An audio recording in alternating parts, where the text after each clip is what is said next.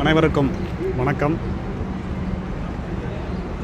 20/1/2026 இன்றைய தினம் செங்கல்பட்டு மாவட்டம் மதுராந்தகம் நகருக்கு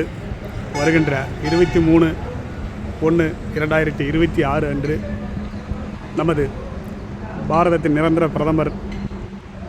மேதகு நரேந்திர மோடி அவர்களின் வருகையொட்டி நடைபெறும்